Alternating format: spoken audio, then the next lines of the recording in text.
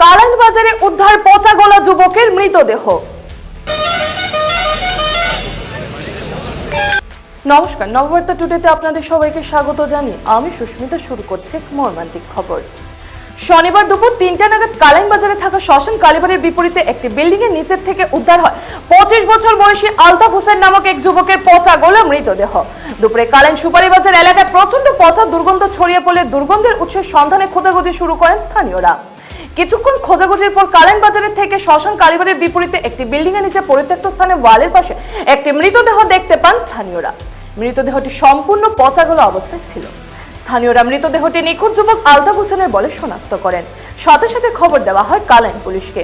Police এসে মৃতদেহটি উদ্ধার করে ময়না তদন্তের জন্য শিলচর মেডিকেল কলেজ হাসপাতালে প্রেরণ করে। এই ঘটনায় গোটা এলাকা জুড়ে চাঞ্চল্য ছড়িয়ে পড়ে। হিফজুর রহমান বরভূয়ার রিপোর্ট। আজকে যে ডেড বডি মানে কালাইন পাওয়া গেছে, এটা আপনার? আমার দামান লাগে জি, ৪-৫ দিন মঙ্গলবার থেকে মানে আরিছিল আর আমরা খুঁজাই আর সাইডবার খুঁজাইয়া মানে কোনোভাবে খোঁজ খবর পাওয়া গেছে না, বুঝলেন। আজকে মানে খবর পাওয়া গেছে ৪টার সময় যে ও খালাইন শিবুর বাড়ির সামনে মানে লাশ হয়ে উঠেছে, থানায় আইয়া উঠে জানিস। আচ্ছা, আর এই বাচ্চা মানে তার বয়স কত হইব? বয়স 30 জি, 30 বছর বয়স হইব। আর মানে হরতা মরতা আছে আমার তো 3 গো হচ্ছে বাচ্চা ইয়ো বেটিও আছেন তার? বেটিও আছে, এখন 2টা আর মেয়ে একটা। এখন মানে খানো এখন তো শিলচর লিয়ে গেছে মেডিকেল পোস্ট করলাম পোস্টমার্টম করার লাগিয়া।